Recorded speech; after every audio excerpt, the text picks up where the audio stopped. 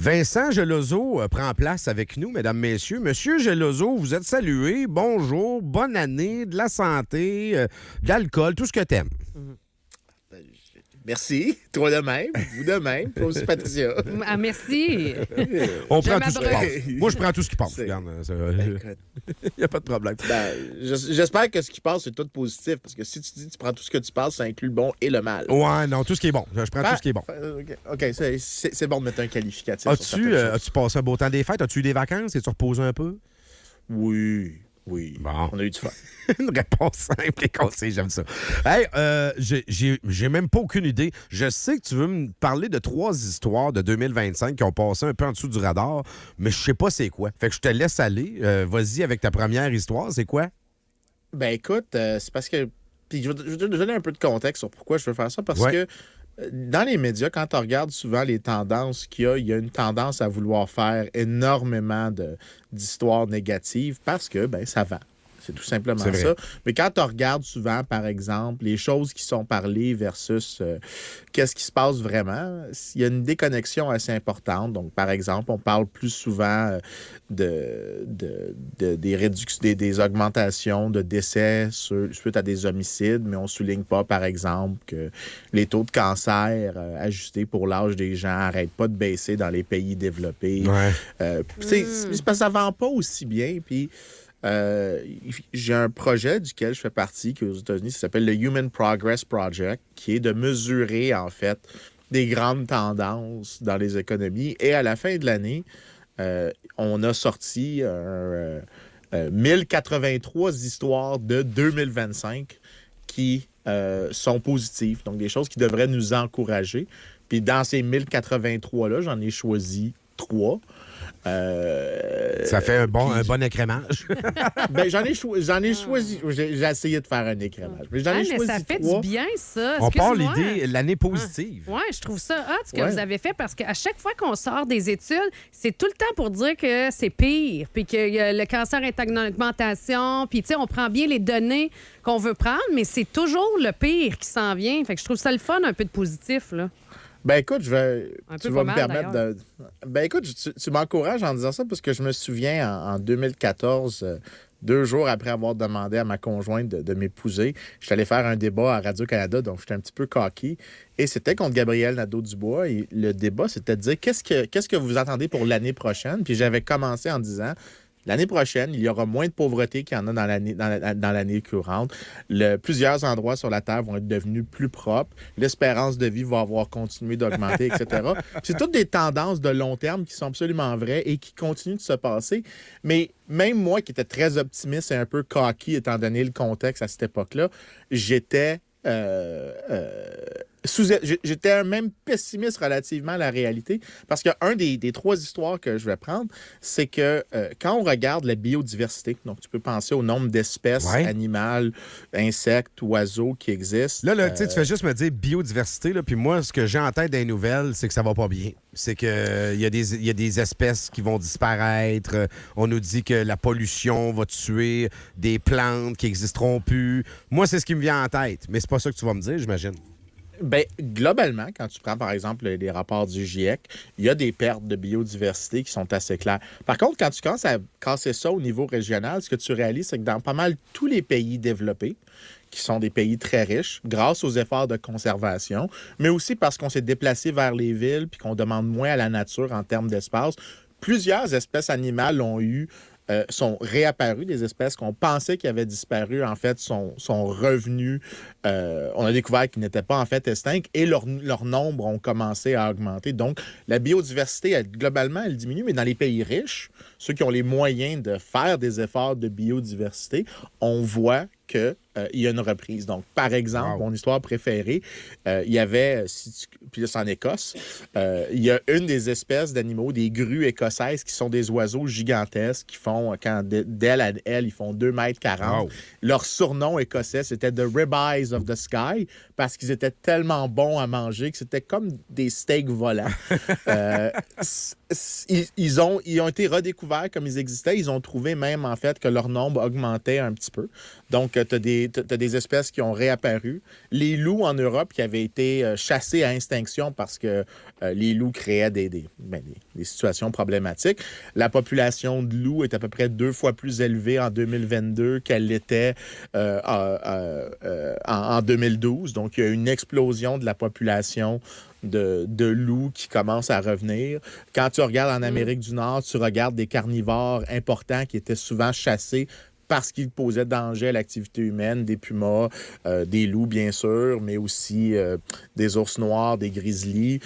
En fait, on a découvert que ces oiseaux-là reviennent. L'aigle blanc d'Amérique, l'aigle emblématique des États-Unis, sa population est en fait en croissance excessivement rapide alors qu'ils étaient sur le bord de l'extinction. Et toutes ces espèces-là commencent à revenir et c'est quelque chose de largement partagé dans les pays développés qu'en fait, il y a des retours, des regains de biodiversité. Et ça, c'est quelque chose qu'on devrait célébrer. On devrait célébrer ce retour-là. Ça, c'est la première grande histoire. Juste l'aigle à tête blanche, là, la pigargue, je pense, le nom. Là, moi, j'avais jamais vu ça de ma vie. Depuis les 5 dernières années, je n'ai vu 3. Écoute, je vis pas loin d'un endroit protégé pour les aigles à tête blanche.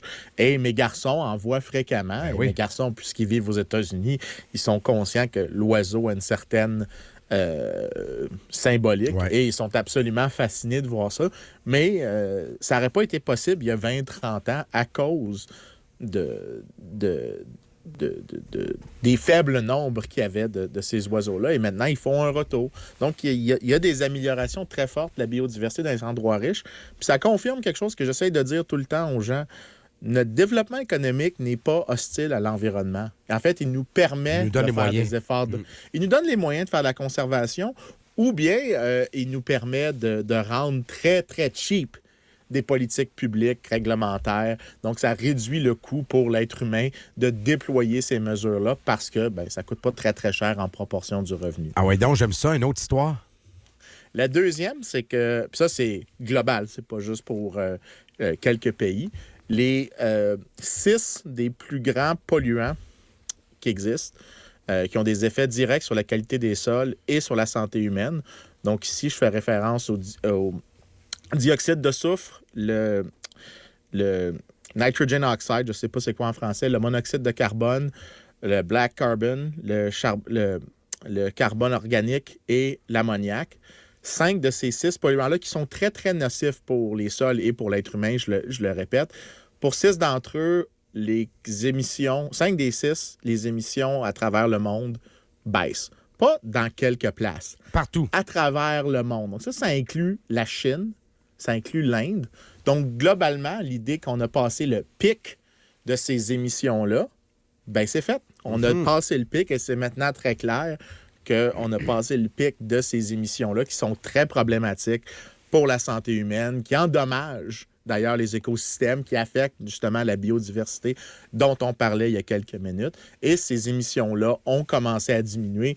Mais dans le cas, par exemple, du dioxyde de soufre, c'est encore plus important, en fait. La baisse relativement à il y a à peine 20 ans, c'est une baisse d'à peu près 30 %. Wow. C'est des tournants importants qui ne sont pas célébrés dans les médias, qui ne sont pas appréciés. Non, tu n'ouvres pas le bulletin de nouvelles avec ça, mais en même temps, ça fait du bien de le savoir. Je ne dis pas à chaque semaine, on va faire une chronique positive, parce qu'évidemment, il y a beaucoup de négatifs dans le monde, puis il y a beaucoup de choses à questionner, mais c'est bien de le savoir. C'est un genre de fact que tu dis, mais à quelque part, je vais mettre ça dans mon cerveau, puis ça va me servir d'équilibre. Oui, mais il y a des choses qui vont mieux. Puis encore une fois, probablement à cause des évolutions technologiques, ces produits-là ont sûrement été remplacés par autre chose qui a été développé avec la maudite économie. C'est ça. Oui. Puis j'en ai 2. En fait, j'ai dit j'en avais 3, mais j'en ai un de spare, si t'en veux un de plus à la fin. Mais celui, moi, qui est avant la mention honorable, celui qui me fait le plus plaisir, parce que je suis un papa, c'est que si tu regardes, malgré qu'il y a la population d'enfants sur Terre a augmenté de 230 millions, le nombre d'enfants qui travaillent en bas de 14 ans a diminué, pas en proportion de la population d'enfants, il a diminué en nombre absolu. Donc, relativement à l'an 2000, il y a 100 millions moins d'enfants qui sont au travail présentement qu'il y en avait dans le passé. Et bien sûr, ça veut dire, puisqu'il n'y en a pas du travail d'enfants sur des grandes échelles dans des pays comme le Canada ou les États-Unis, ça s'est passé dans les endroits les plus pauvres au monde. Un tiers-monde. Et ça veut dire qu'ils sont sur les bancs d'école. Wow. Ils sont en train d'accumuler des nouvelles formations, des nouveaux talents, des connaissances générales. C'est particulièrement plus important. La baisse est plus importante chez les filles que chez les garçons, soit dit en passant. Et donc, ce qu'on peut dire, c'est que présentement, ces enfants-là, n'étant pas encore des adultes, mais on va voir les fruits de cette baisse-là dans 5, 10, 15, 20, 30 ans, dans le sens qu'il va y avoir 100 millions peut-être de personnes de plus qui vont pouvoir participer à des innovations, participer à des efforts de développement technologique, qui vont pouvoir contribuer des idées. Et grandir eux-mêmes, qui vont pouvoir... Et grandir eux-mêmes, mais les fruits de ça, on ne les voit pas encore, mais ils s'en viennent. Puis ça, c'est celui-là qui, pour moi, me fait énormément plaisir de voir, aussi parce que je suis un éducateur, donc je suis professeur d'université, savoir qu'il y a plus d'enfants qui vont à l'école, c'est une bonne nouvelle pour tout le monde, en passant. C'est une bonne nouvelle pour tout le monde. Ça veut peut-être dire même que j'ai des futurs étudiants dans ces 100 millions d'enfants-là qui n'ont pas travaillé durant leur enfance. Peut-être qu'il y en a un qui va être dans ma salle de cours dans 5, 10, 15 ans. Donc, c'est des excellentes nouvelles. Puis j'en ai un dernier, la mention Vas-y, avec le petit super, prends 2 minutes. Vas-y. Mais celui, il est baveux. Celui-là, il est un petit peu baveux. C'est que il y a un article qui est sorti dans un journal qui s'appelle Energy Economics, qui regarde l'effet de la révolution de gaz naturel qu'il y a eu aux États-Unis sur les émissions de gaz à effet de serre. Et la raison, c'est que les gaz naturels ont remplacé le charbon et on veut savoir, est-ce que de manière causale, ça a réduit les émissions de gaz à effet de serre? La réponse, c'est que sans la révolution de gaz naturel qu'il y a eu aux États-Unis depuis 2007 à peu près, les émissions de gaz à effet de serre seraient 7,5 % plus élevées qu'elles ne le sont. Donc, en gros, il y a eu une baisse de 7,5 % des émissions de gaz à effet de serre grâce au gaz de schiste. Incroyable. Donc, des nouvelles technologies qui n'ont pas l'air à toute fin pratique super propres. Naturellement, c'est pas aussi propre, disons, que l'énergie éolienne. Mais plus propre que le charbon, tu sais. Mais plus propre que les alternatives. Donc, ça a contribué via un grand développement à une substitution vers des énergies plus propres. Donc, c'est les 4 grandes nouvelles que je te dis que j'ai eues en 2025 qui me donnent des raisons d'être tout à fait optimiste. Et donc, que je peux répéter ce que j'ai fait à Gabriel Nadeau-Dubois il y a maintenant plus d'une décennie et de dire, cette année, 2026, sera une année dans laquelle nous finirons plus riches, plus éduqués, sur une planète plus propre et nous vivrons plus longtemps. Les tendances sont positives. Et ça explique ton positivisme de base. Oui, absolument. Je suis naturellement positif. Je pense pas qu'il n'y a pas de problème. Je pense qu'il y a des problèmes comme le réchauffement climatique avec lesquels il faut composer, gérer, la mitiger. surpopulation, puis il y en a plein d'affaires. J'accepte pas le problème de la surpopulation. Il n'y a pas de problème de surpopulation. Ça, c'est une mentalité que je trouve absolument méprisable, en fait, cette idée-là, parce que ça vient dire que des individus ne peuvent qu'être des bouches qui mangent. Mais la réalité, c'est que les êtres humains créent des idées. Et des idées, si moi, je t'apprends à pêcher, j'oublie pas comment pêcher. Ouais. Donc, si tu découvres une meilleure manière de faire les choses, tout le monde bénéficie, personne ne perd. Donc, l'idée que, ça, c'est de l'économiste Julian Samlin, appelle ça l'être humain comme la ressource ultime, la ressource qui jamais ne va tarir d'innovation, d'idées, parce qu'il génère une série conséquente d'idées. Et il règle des problèmes. Quand il se met à la tâche. Et il règle des problèmes. Ouais. On est loin de la madame qui ne veut pas avoir d'enfants pour sauver la planète. Là. On est loin en fait, de ça. Là. Je pense qu'avoir plus d'enfants risque de sauver la planète davantage parce que chaque enfant additionnel, c'est plus d'idées additionnelles. Donc, on est dans un environnement dans lequel ces idées-là peuvent être développées, adoptées. On les encourage. Tu vas avoir plus de chances de trouver des solutions qui vont bénéficier tous les autres individus. Hey, tu viens peut-être de te ramasser un ticket pour te faire insulter à Radio-Canada. Je sais pas, bravo. Comme disait Dunlop à McCracken, quand j'ai le temps. Salut Salut, Vincent. Salut. Bonne année, Ça puis va, plaisir. re-bienvenue. Salut, bye, bonne semaine. Cheers. Salut.